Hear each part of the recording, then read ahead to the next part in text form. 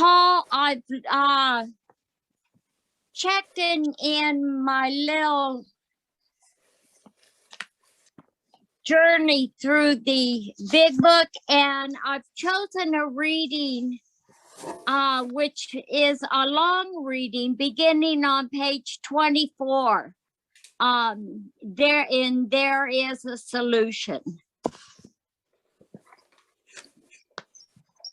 The fact is that most alcoholics, for a reason yet obscure, have lost the power of choice in drink. Our so-called willpower becomes practically non-existent. We are unable at certain times to bring into our consciousness with sufficient force the memory of the suffering and humiliation of even a week or a month ago. We are without defense against the first drink. The almost certain consequences that follow taking even a glass of beer do not crowd into the mind to deter us. If these thoughts occur, they are hazy and readily supplanted with the old threadbare idea that this time we shall handle ourselves like other people. There is a complete failure of the kind of defense that keeps one from putting his hand on a hot stove. The alcoholic may say to himself in the most casual way, "It won't burn me this time, so here's how." Or perhaps he doesn't think at all. How often have some of us begun to drink in this nonchalant way, and after the third or fourth or eighth or ninth or 22nd or 23rd, pounded on the bar and said to ourselves, "For God's sake, how did I ever get started again?" Only to have that thought supplanted by, "Well, I'll stop with the 6th drink," or "What's the use anyhow?" When this sort of thinking is fully established in an individual with alcoholic tendencies, he has probably placed himself beyond human aid, and unless locked up, he may die or go permanently insane. These stark and ugly facts have been confirmed by legions of alcoholics throughout history. But for the grace of God, there would have been thousands more convincing demonstrations. So many want to stop, but cannot. There is a solution. Almost none of us like the self-searching, the leveling of our pride, the confession of shortcomings, which the process requires for its successful consummation. But we saw it really worked in others, and we had come to believe in the hopelessness and futility of life as we have been living it. When, therefore, we were approached by those in whom the problem had been solved, there was nothing left for us but to pick up the simple kit of spiritual tools laid at our feet. We have found much of heaven, and we have been rocketed into a 4th dimension of existence which we had not even dreamed. The great fact is just this and nothing less, that we have had deep and effective spiritual experiences which have revolutionized our whole attitude towards life, toward our fellows, and towards God's universe. The central fact of our lives today is the absolute certainty that our Creator has entered into our hearts and lives in a way which is indeed miraculous. He has commenced to accomplish those things for us which we could never do by ourselves. How's that for a reading this morning, Paul? Long. That's very nice, honey. Thank you. Yeah, I think the part, I think we've gone over this before, but on page 25, in that second paragraph, it says, we had come to believe in the hopelessness and futility of life as we had been living it. So that's sort of a requirement, usually around the first step. There's an admittance, and then again, it talks about the powerlessness. We could not stop. So basically, something has taken us over, what's called alcoholism. I think there's something already taking us over, but alcoholism sort of maybe brings it into the light. I feel I like the parasitical idea or the imagery. It seems to work because there's a very, very blurred line between what my role is in my life and what some other things are in my life. That's why I believe the instructions of how to look at the inventory process on page 64 is perhaps a better way of looking at things. That self manifested in various ways is what has defeated us, emphasizing the difference between self and us. And so by doing an inventory on that which has defeated me, maybe there's a possibility of being free from it. Yeah, if I keep doing the inventory as that which has defeated me, I think the defeat, though its effect and volume may change drastically, there'll still be the bondage of self going on. So yeah, it's a beautiful, I mean, I love the book because it describes what I thought this unique individual was, which was an alcoholic and an addict. I'm not actually, but it describes what I seem to be. And yeah, coming to the terms of that, I don't know how you arrived there. For me, it was a sudden whack. And all of a sudden, the years of evidence that I was fucked landed, and the idea that I was not managerial quality became clear. And then later on in the process of recovery, after I was introduced to AA and the way of life, a few years later, I saw that what I called alcoholism was really an amplification of something else, which was called self in a way. And that was a foreign activity that seemed to have overrode my ability to not drink or not use. And so basically I was taken over, used for transportation, or the idea of, dancing with a gorilla, you're going to stop when the gorilla wants to stop. All of those ideas became imagery, and I saw what had defeated me as foreign. And that was the big shift in my participation in the program. That was a major shift in it. And it was, I don't know how it was brought about because it really dawned on me quite suddenly. But I do know that doing the inventory, looking at my resentments, is quite different than when there's an inventory done on self's manifestations. I know there's an incredible difference in what is revealed and what happens. And I would hope that the next time someone goes in an inventory process with their resentments and fears and harms done to others will come out of it with the idea that the fears and resentments were not of them, but were of self. Yeah. And they would have an experience, an understanding of the clear difference between self and us. Yeah.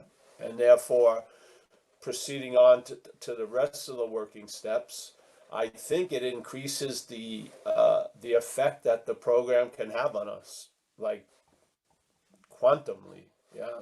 Because obviously the diagnosis needs to be correct in the beginning. Yeah, and I don't believe they had a clear diagnosis of it. They knew what we were, but they didn't know how it was maintained in a way, because you would think any sane person would come to a sober assessment that they were screwed and that they can't drink, and then just set out on a course not to drink. But there's a different event going on here. The parasite has taken over the host. And so basically our defenses or our wisdom or our discrimination that would come up is blocked. And therefore we don't have that memory of how bad it was when we're going to have that next first drink. Yeah. That something stops that information from having a role in what's going to happen, and it stops a lot of other stuff.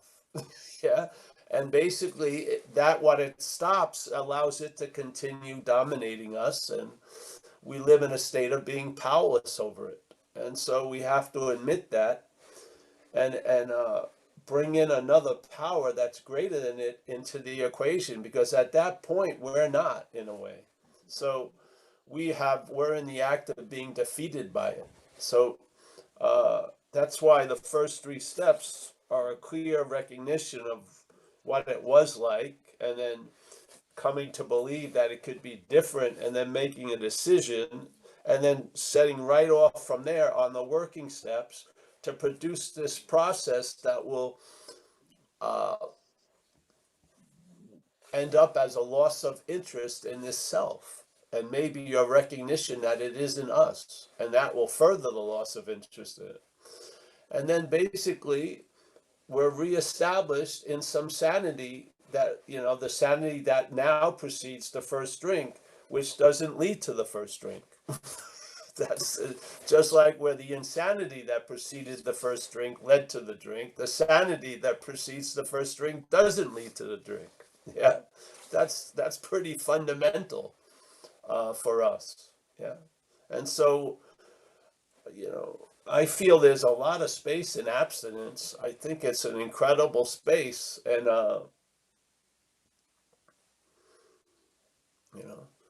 I really feel the program is about not starting to drink, not stopping drinking. Yeah, I really think it's about not starting, and first you have to stop to get to not starting. Yeah. Isn't it easier not starting? Really? I mean, seriously. Perhaps that's the better way. What? Oh, yeah. I've got all these methods to stop drinking. How about not starting? It's pretty good. That's a perfect method. Yeah. What brings us into that condition of not starting? Yeah.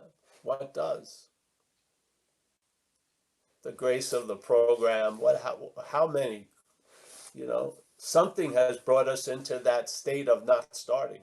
Yeah. Just like something brought us into the state of not being able to stop. Yeah. I would like to recognize the two. It's easy for us now to have great gratitude for the higher power that has given us sobriety, but we're not really recognizing the lower power that was there before we got sober. And let's give it credit for some of the shit that happened instead of taking it all on us. Yeah. I believe, how can we not? We practice it in the positive. We're constantly realizing God did for me what I couldn't do for myself, but are we realizing that something did through us what we would never have done by ourselves? Yeah? Do we realize that? If you can realize one, I mean, obviously you can realize the other. What's stopping that realization of the other? I would say the parasitical movement, really. It is. Yeah. We still gather all the guilt and shame based on our behavior while under the influence, and it's used to this day to sort of frame us. Yeah. To add a lot of weight into our traveling, with the hopes that one day it will lead us back to fuck it and we'll drink again. Yeah. So, yeah.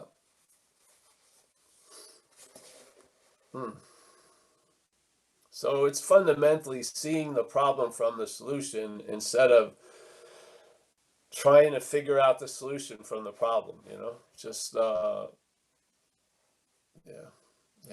All right, thanks. I didn't go out on everything it said because it says it's perfect for how it says it. Yeah, it's a perfect description. I mean, obviously this was a download through Bill W. and those people. I don't think they came up with it, really.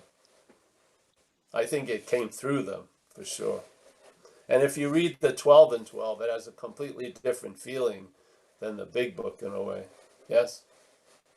Yes. Yeah. All right. Thanks, Mickey. Thank you, Paul. Does anyone out there have a question or a comment to share with Paul this morning? Oh, with us, yeah. With us? Yeah. Please, not just with Paul.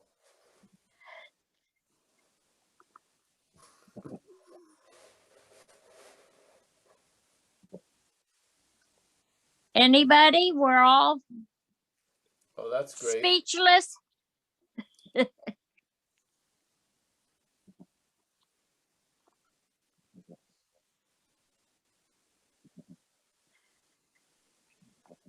Well, Paul, don't you think that this parasite image has affected us before we ever picked up that first drink and that first drug? Yes, for sure. Yeah, I think the bondage of self, in a way, is the first addiction. Yeah, and it's a mental addiction about what the mentality is made up. This idea of being this person called Paul. And obviously, living as Paul is never really captured. There's a picture of Paul. Yeah. Living as Paul. It's an interpretation. And I feel that's what alcoholism feeds on, so to speak. Alcoholism grows in obsession with self. Yeah. So, and if you look at your drug intake or alcohol, you never really thought you were a bottle of whiskey, or you never thought you were cocaine or heroin. There's always been a line that stays between you and that drug that you seem to be addicted to. But what happens if there's an addiction to a drug that you start at from that point? Yeah. You start at that level of addiction without knowing it. The addiction of the mental state to the idea of being a self. Yeah. That's almost as if I was admitted to a hospital and I swore I was cocaine.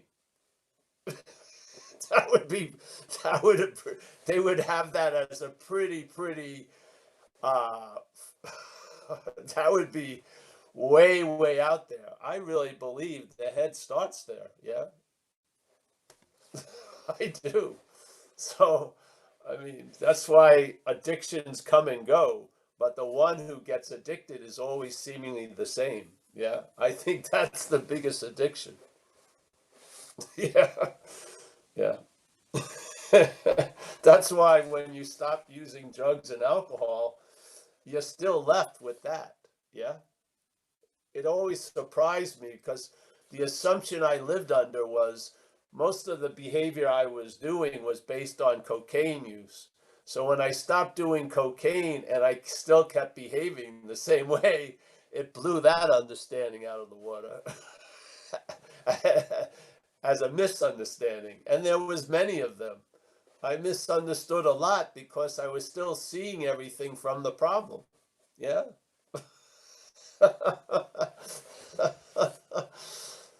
Yeah. So. Sure, and we see this in people in meetings all the time. At least I see this in people in meetings who have lengthy sobriety, but don't have any recovery at all. Yeah, yeah. Well, if there's something that's running the show, it's going to give what it wants and take what it wants. Yeah, it's probably not going to give you a very deep sobriety. So, yeah, I just feel like you know, people have the right to hear this. If they find some solace through it, or some traveling lighter, or some and their ability to enjoy peace of mind is restored, and all these things occur, what it's done its job. Yeah, I just feel like that it's murky about the understanding between self and us, where it's so clearly defined as other in page 64 out of the book. We're not adding it to it. It says it right there. Being convinced that self manifested in various ways is what has defeated us. Are you convinced of that? Or is your understanding that us is self and self is us? Yeah. That's not the understanding in that sentence. The understanding in the sentence is that self is quite different than us. Yeah. And we've been defeated by it through its manifestations. Okay, how does that happen? How could something else's manifestations defeat us? How? Yeah. Really, one of the only conclusions that holds water is there must be an act of being identified as self to allow its manifestations to defeat us. How else? Yeah. How else would it have such access to our life other than when it enters our life, we call it me? Yeah. So it has full reign, it runs around like crazy, and then unbeknownst to us. Yeah. So I feel like he put it very clearly, or they did, on page 64. Self and us are different. Let's find out the difference. How do we do that? Doing an inventory based on that statement, looking at self's manifestations. What's that inventory called? The fourth step, or a 10 step if you want, the short one. And what do? You write down, obviously, that, a person, what you thought they did to screw with you, the agenda that was like where that ball of behavior hit and bounced, and it got its volume of how far it could bounce by how important the agenda was, and then our role in it. And then if you do our role in it, you'll see self's role in it, obviously. Yeah. And then you tell the truth, and hopefully discrimination starts occurring between what is of me and what is of self, so that there can be a recognition, yeah, that it's not us. And then when it appears and it presents its case as us, we bring it to step 6 and 7 and let that shit be reconfigured. Let that energy be rehabbed, yeah, restored. Let those mental knots and those emotional knots get undone, yeah. So what? So that we can be maximum use to ourselves and others. So we can, pass on this message. What is the message? The liberation from the bondage of self, really. Yeah. How is that liberation from the bondage of self? What is the basis of that liberation? Seeing self as other, really. How can you be free from something you take yourself to be? It just doesn't work. You end up falling into that incredible diagnosis of self can't get out of self. Yeah.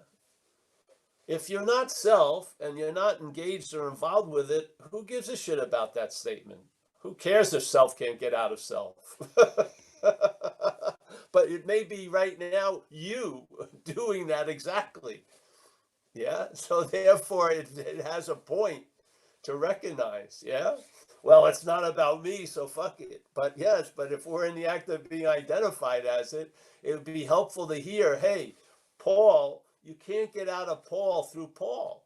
Yeah, because Paul is infected with this idea of self, let's say. Yeah. All right, thank you. Maybe I'll stop trying or admit I can't stop and then ask that power to do something about it. Yes? Admit that I can stop trying to get out of self as Paul. And therefore, okay, put that in and see what happens when it's surrendered. Yeah.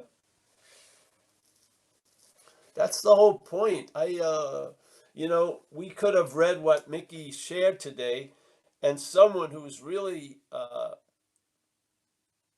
clear about all this could use those paragraphs for a 3-day retreat. Yeah.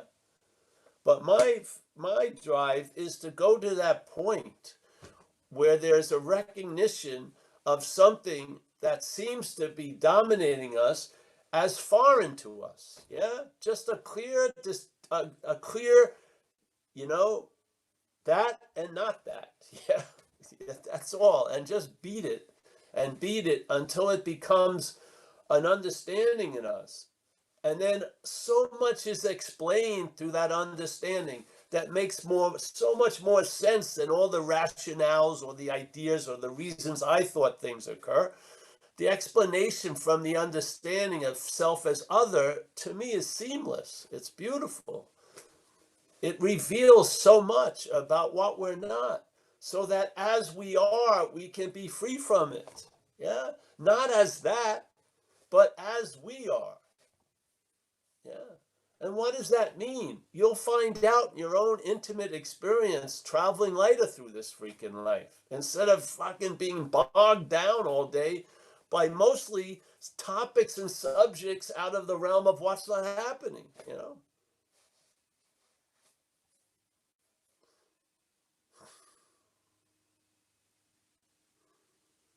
You know, you don't like a Labrador author didn't write a book, Be Here Now, for Labradors, because they always are being here now.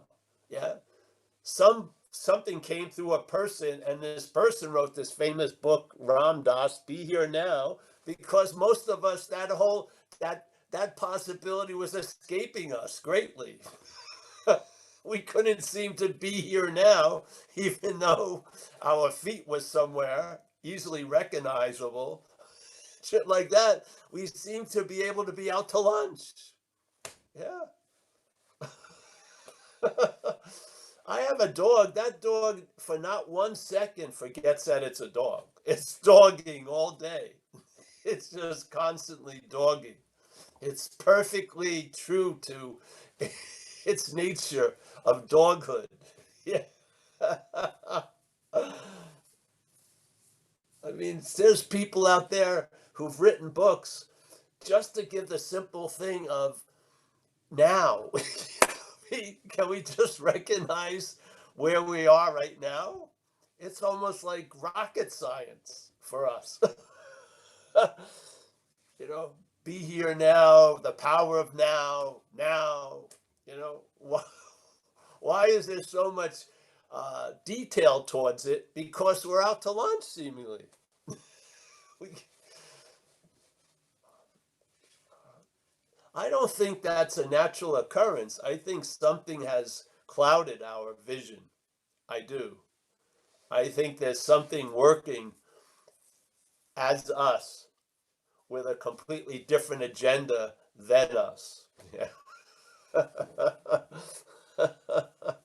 So, yeah.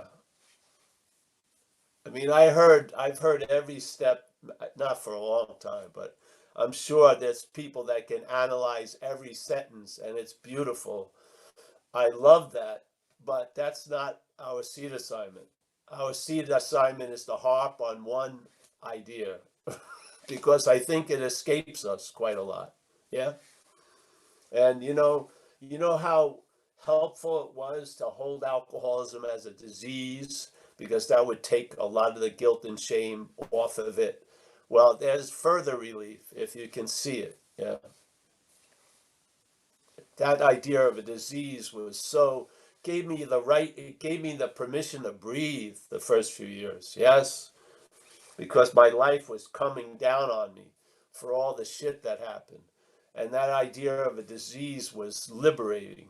I could face my amends and shit like that, knowing that I hadn't really intended to do what I did to those people. Something drove me to that behavior, and I was clear about it. And I walked into every inventory, every amend with that idea. Yeah. So that's what I want to share with everyone here, because I wasn't hearing it shared, tell you the truth. I never heard anyone's put out the idea that it's the act of being identified as this image called self. I never heard it. You know, I heard it from outside the rooms. And a lot of people tend to leave after they hear a message outside the rooms. I decided, let's bring the message in to the rooms. Yeah. I mean, why can't it grow in recovery? I think it's incredibly beneficial. So, yeah, here we are. So every time we read, I usually just go back to 64 because I think that will change every other page you ever read. I do. If you see self as something other than us. I really do. Yeah. Every sentence that will bring a meaning to you will be held by that meaning. Yeah, it will. It will enrich every other understanding that comes your way. A clear understanding of the exact nature of what's going on. Yeah, yeah. That the mental state is in the act of being identified as self. That does not say that you are in the act of being identified as self. Yeah, because you're not doing that. It's doing it. Yeah, a process is doing this. It keeps referring to the center of a system called self-centeredness. That's what it does. It's not volitional. It just does it that way. Everything is seen as how it pertains to that idea of self. Yeah? How are you going to get out of that as that system? It doesn't have an exit door. Every exit door is another entrance into it. Yeah? Self can't get out of self.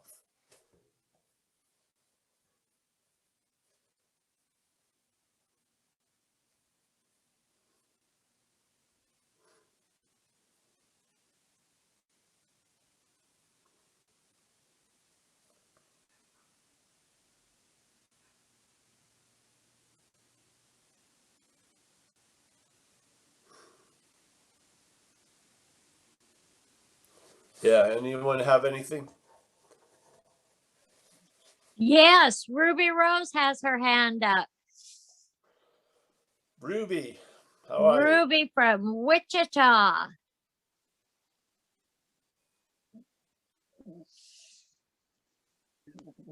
Hey, thanks, Paul. That was really good. Helps every time. It says here that we have found much of heaven and have been rocketed into the fourth dimension of existence, of which we had not even dreamed. And that, my God, I didn't know humans could live like this. Still on a daily basis, I'm just blown out that, that I'm not drunk. And that I live this life, and that things you speak of, like the pause, what that's done for life, and working with others, what's that's done. Now, I used to drink and use because I was under this, I called it the beast, which now listening here is transmuted into the selfie. Because I couldn't stop the misbehaving any more than I could stop the drinking and using. And you put it very clearly, like I knew I was fucked. it was quite clear that just about everything I tried had not worked. And I remember in the big book, the first thing that really stuck out to me was that thing called the act of providence, which is out of the realm of anything that was known thought-wise to me at that time. But when they speak now of the fourth dimension, it's almost like you do all of this, and then that happens, and then all of a sudden I could just hear where you were speaking of, and it just wasn't that hard. The hard hit left. I have a large respect for this disease. In the sense of that there are different things in life that you encounter, like dealings with the mafia or high level politicians. People in extreme power have powerful means and powerful ways of doing whatever it is that they want to do. And you'd be an idiot to go up against it and think that you would ever win. And that's the way the beast of this disease seems to me. And it's easier to say selfie, but I've talked to other people in the program and asked them, were you afraid of the beast? Because the only way, the words that I put it into is that I became beside the self, but I said myself at that time, beside myself. I knew that there was something else. But before this whole process, I was afraid of trusting anything because nothing had worked. So after doing the steps and being in here for quite a while, it's I just didn't know humans could live like this. And I'm really grateful, and so grateful that I can come to these meetings every week and hear how it works for all of us and watch how it works for all of us. And I'm really grateful. But it wasn't until Mickey read this thing about the fourth dimension that I got that you somehow have to, that act of providence shifts your ass into there too. And then all of a sudden you get to hear all this wonderful stuff and you're able to just really help people quickly. And I like that. So thanks again, hon. Thanks for being here. Thank you, Ruby. Thanks, Ruby.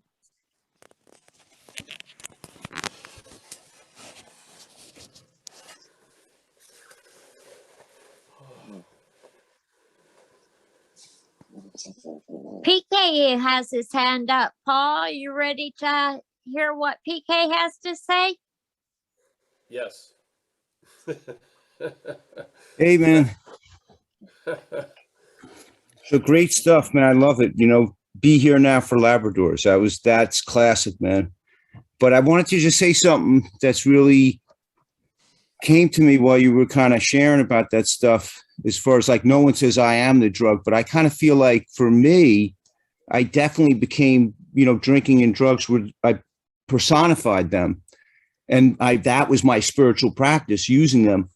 And when I was under the influence, I didn't even know who I was or what my history or my story was. But it was almost like a pseudo self getting out of self. It was a temporary, it wasn't authentic self getting out of self, because there is no self getting out of self authentically anyway.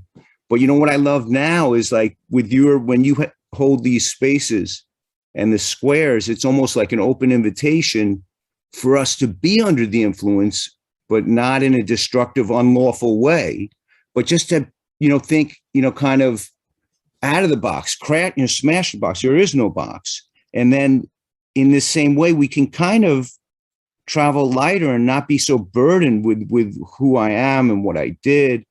I mean, it's just so amazing, you know, for me, you know, that what I was trying to do one way, you could do the opposite, the worst way you could think, like being sober would be the most horrific thing in the world. But it turns out it could be the same, like you said, every exit door leads to another entry. It takes you to the same place. So it's pretty amazing. I mean, for me, it's just, I love it, man. Being under the influence of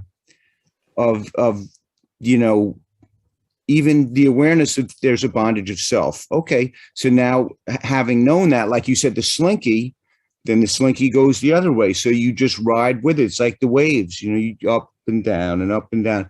And it's just such a lighter, nicer feeling. So thank you for that, man. I just think it's amazing. This invitation that you present and the way that you just, have this collaboration of people where you really, you're hearing people. And I've never heard you dispute or discredit or argue with anyone. Now, maybe if I knock over your coffee or I give you the wrong bagel, you'll yell at me, but I haven't seen it yet. Yes, yeah. Or maybe if we're driving and I cut you off, maybe. But I still don't think, and even if you did, so what? You're a person. You're, like you said, don't think, I'm not. If you were the real leader, we'd be in trouble. So the good thing is that we've turned ourselves over. And as Mike said, you turn yourself over and then more is revealed. The hospital gown.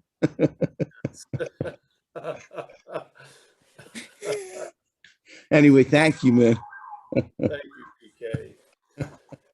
Yeah. Obviously, people were coming here, some of us regularly, because something's working. Yeah. Yeah. It's that simple. And so it's a simple transfer of, playing a role in that loving power expressing itself through our group conscience. This is what happens here. Yes. Yeah. I don't feel like Paul. I just feel. Yes. And then there's Yeah. all these people and yeah. Hallelujah. Hallelujah. I just remember how in my life understanding works. Yeah. When I was like my 6 months of sobriety, I got wind of a seminar in Sacramento, California by Joe and Charlie, these old guys who did a whole thing on the big book. And I went there and they passed on a whole new understanding of a book that seems simple to read. It's not like a physics book or anything, but that parasitical blindness was having me getting, a very, very myopic understanding. And they just broadened that aperture just by, and so they put themselves out in that position to be used, and an understanding was passed on. And that understanding was revelatory. So in a way, we're attempting to pass on an understanding of the act of being identified as something foreign to us. Yes. And therefore, instead of let's find out about it before we set out to find out about us, because if we're trying to find out about us as it, that's more it. Yeah. So we want to find out about it, have some clarity, and then there's a finding out about us. Yeah. About what's possible for us, not as it, but as us. Yeah. Yeah. And No, you're then, right. It's great. It's a transformation, like you said. It's like a transference. yes, It's because there's it's a new awesome. employer. The new Yeah. employer, you don't have to study the new employer. You need to study the old employer. That's the point, so that you can recognize the old employer and not call it the new employer, and you'll be caught in that old Who song, new boss, same as the old boss. Exactly. That's the self-transference from the old employer to the new employer. Yeah. So the whole point is, perhaps there's a better way, is to look at the worst way. Yeah. Tell the truth about it. Yeah. Yes. And then you'll be living the better way with an understanding of the worse way. That's how it works. Yeah. If you have no understanding of the worse way is going to define the better way. Yeah. So basically, you're getting the same old, same old. Yes. So this is about a clarity of the exact nature of the activity of what is called the wrong. Yeah. Which is the act of being identified as self. We're not doing that. That's not you doing an act. It's the mental processes that are in the act of being identified as self. You're remembered as a self. You're thought about as a self. Yeah. You're projected as a self. And that You're was amazing what you said projected about the as a lower. self. Mhm. When you said the lower self, that was amazing. That in a way, the lower self would do to you what you would never do. So, but an admittance of that, and at least a recognition of that, I really do believe, and I feel like a convict. I'm convicted. I'm convinced that through knowing that, you can know the higher power, but like you said, without knowing the lower power that was doing for you what you would never want it done. Yes. Obviously, That's we've been amazing. under the same dynamic. We just have a new employer. We've been employed for a long freaking time. Something was employing us. An old employer, the bondage of self, and now a new employer. Yeah. But we're Yeah. employed. Yes. We're used. This idea that we're the user of all things isn't true. We're used. Things are coming through us and running us. Yeah. They are. Yes. One of them was an old employer, which would be nice to have a description so it doesn't masquerade as the new employer.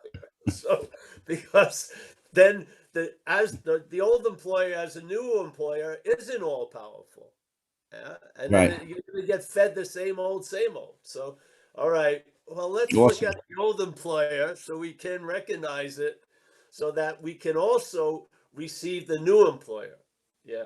I love Yeah. it, man. Thank you. Yeah. So, and look up the word employ. It means to use. So we're being employed. Yeah. Old one employed us. We know what that was like. Terrible benefits.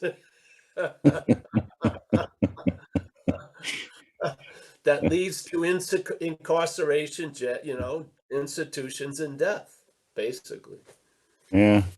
Yeah, the other higher power leads you in having, let's say, a purposeful, fruitful life. I remember when my mom, we put her in a nursing home finally in Long Island. Yeah. Mm. And so I would visit her, and she always wanted me to bring beer because she liked alcohol, but she did all right without it, yeah. And she couldn't drink it there, but she was always asking me bring a 6-pack of Schlitz or Schaefer's or Ballantine, really. So I wouldn't. And this one time, and I'd see her, and she didn't look well and shit like that. And this one day I came, and she came out, and she was bright as a light. And she had just been doing a service of calling people who can't get out of their houses that aren't in nursing homes. She had a whole telephone tree, and she spent hours, getting in touch with these people. And that act of service brought out the best in her. It was Wow. so freaking obvious as an example, because I know, I've seen my mom quite a lot, and to see Wow. her lit up. And it was directly because she was just coming out of the act of being of service. Yes. It's Yeah. amazing. You don't need to see it 1,000 times. One time can do. You can recognize the truth of something with one visit sometimes. Yeah.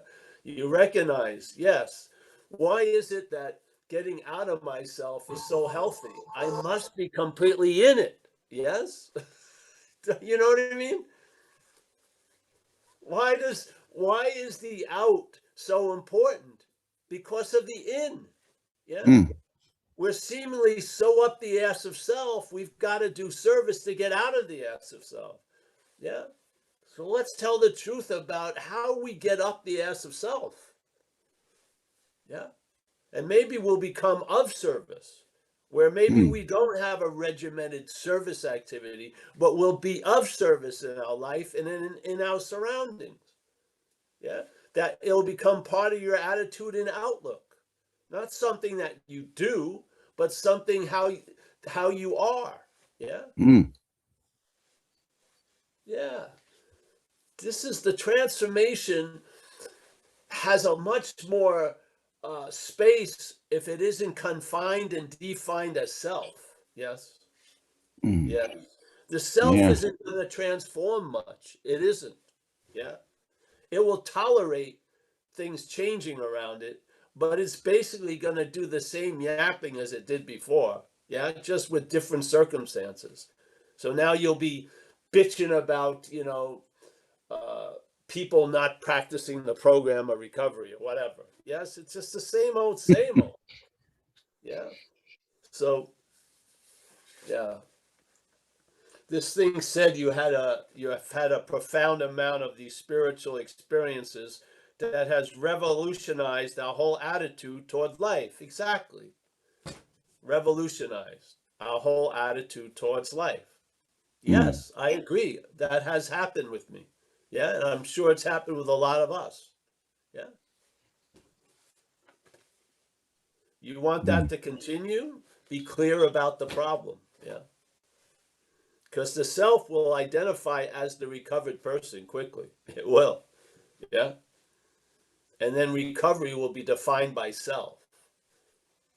So maybe you'll get parking spaces in front of the meeting or get a date or won't act out at the picnic. But basically, the influence of the higher power is going to be very, very heavily restrained. Yes. Yeah.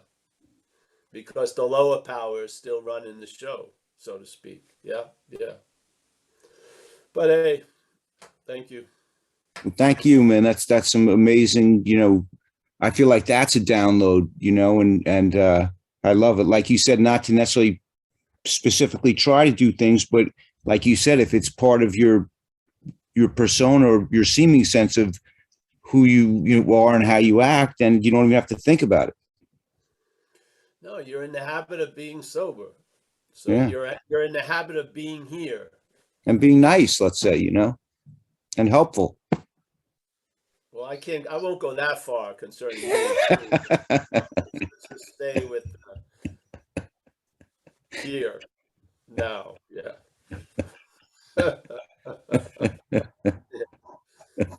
Those are added. Once or twice a week, maybe. Awesome. All right. Thanks. Well, anyone else? Yeah. Thanks, PK. Thanks, Paul. We have a couple more hands up. Paul, are you ready? No, but that's my ready. Yes, go. Yeah, you are. Oliver K. from Berlin is coming in. All right, Oliver. Hello. Nice to Thank see you you. very much for this meeting. I attend it very often. You probably noticed, and I also, review it via YouTube, right? And I got sort of surprised by the event that's somewhat really grounded me. I'm just going to briefly describe it. So I woke up a couple of days ago, 4 o'clock, couldn't go back to sleep. I wondered how am I, why am I not past this stage where I cannot just I put myself to sleep, just calm myself down and put myself to sleep. Then the thoughts started arising about yesterday and how I felt some feelings that I usually don't appreciate anymore, like jealousy and some sort of low feelings. And all that together surprised me, and I kind of, wanted to, since I couldn't sleep anymore, despite the fact that I really needed sleep because of work and stuff. And I sort of tried to bring that stuff really kind of, what you say about reconfiguring the energy that has been present in these thoughts altogether, and I tried to do that. I felt like I failed, and later probably thought that that's because I was asking that power from the place or position or view of policeman. If we have this policeman and thief, story, and not from the, not from the innermost, let's say. So if the thief felt jealousy, policeman was the one that asked that power to reconfigure it, and it didn't come from the innermost. Anyway, I'm not sure if that's true, but I was that altogether, on that day at least, I feel much better now. It kind of worried me a bit because not only because I supposedly or probably thought that I'm past these issues by now. Probably, I also started wondering, what if something more serious happened? I'm like, what if I fell in love and really made things complicated on this emotional field, for me? So I know you had experience in it, in first years. I am in my first couple of years in recovery, so I think of myself as relatively new to the program, and yeah, that's what kind of concerned me, about. But the positive thing about it is that really grounded me, and yeah. Anyway, Well, it's not a question. Sorry. to arrive at the observation, you can face life successfully, you have to face life. Yeah.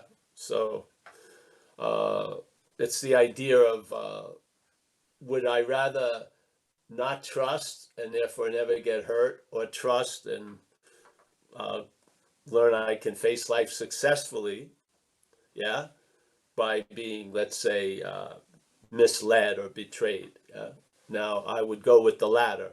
I like the sense of trust and willing to take the consequences if it doesn't work out, than to shut down and not have any trust anymore. So overall, I just trust the process, and the idea of seeing the policeman and the thief, just throw the whole kit and caboodle up there. You're not specifically detailing the reconfiguration. You're just asking it to be reconfigured. Yes. I'm not sending the blueprint or the diagrams with the step 6 and 7. I'm leaving it up to the jurisdiction of the power, however it would like to reconfigure it. Yes? Yeah. So, and sometimes when you can't get back to sleep, there's something going on there. You should enjoy it, really. Because then when it's very quiet out in the morning, at that time, you can see that there's a seeing of thoughts. You can see it. You can see that thoughts are being seen from somewhere. That somewhere is what that pause brings us to. That somewhere is that space before thought. That somewhere could be construed as the spiritual condition. So I like it, actually, when a lot of times if I wake up early in the morning, but I don't have a job, so I can just, I just lay there. See what happens. Yeah.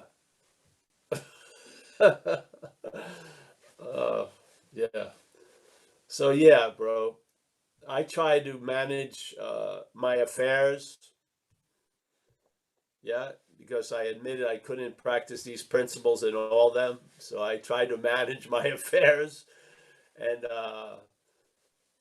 I still got led to the places I was trying to successfully avoid. And I learned from all of it. Yes. So, yeah, I trust this process, and I feel like I'm in good hands.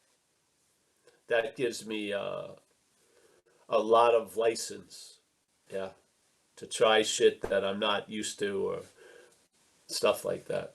Yeah, yeah. You're in good hands, Oliver. Just keep the basis down and yeah, and throw the thief and the policeman in the same bundle.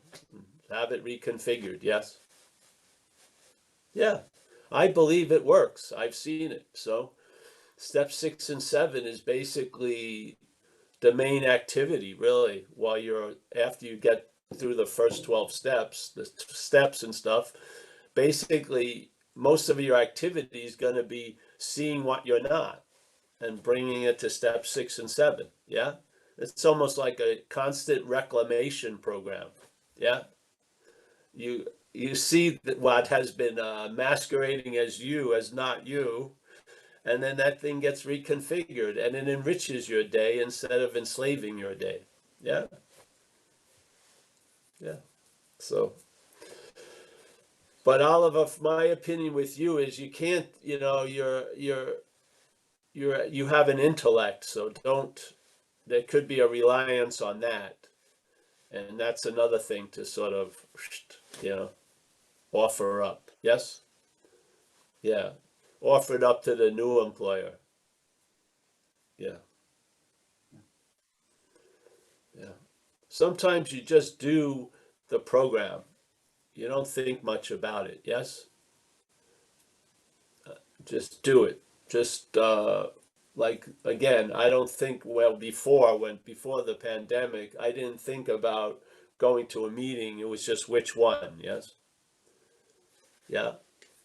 Step 6 and 7 just shows up. I don't think about doing 6 or 7. I'm in the habit of it. Yeah. So when something I recognize as alcoholism or whatever you want to call it, I bring it up, bring it to 6 and 7. That's the formality. That's how I was introduced to this idea. Does it need to be presented formally? No, but I like that. Yeah. You present it formally by 6 and 7. You do it the way it's suggested in the book. Yeah. That's the keeping it simple. Yeah. What it leads to is you'll find out. Yeah. I mean, it's sort of like if you've been saved and you really have an intimate sense of that, and it was done by something other than you or other human power, that's brought into every step that you do after that. Yeah. So when you do 6 and 7, it's done in that energy, that spirit of something struck me sober. What other possibilities could it handle? Like, I would say an infinite amount. Yeah. So I'm not doing it like taking out the garbage. There's a spirit in it, this 6 and 7, because I have been transformed, like it says here. Yeah. So that spirit is in the formality of doing the steps. That's the beauty of it. Yeah. So, yeah. Thank you so much, Paul. Can't overemphasize 6 and 7, because you have to start getting into the habit of recognizing what you're not. You do, because if not, the assumption is it's you, and that assumption is insidious. Yes, and it weaves through the fabric of our existence. For a while there, you got to point out the threads. You got to tell the truth. Those threads, yes.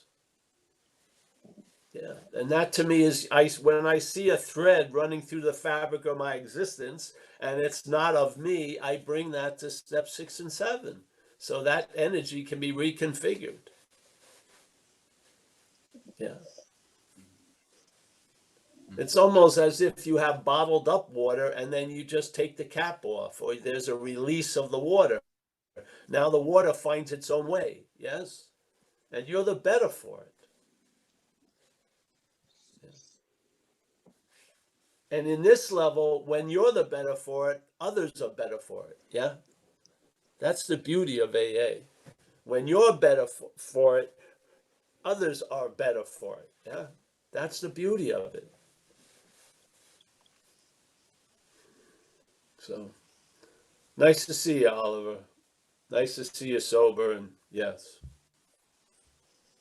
Thanks, Oliver. Thank you. Thanks, Paul.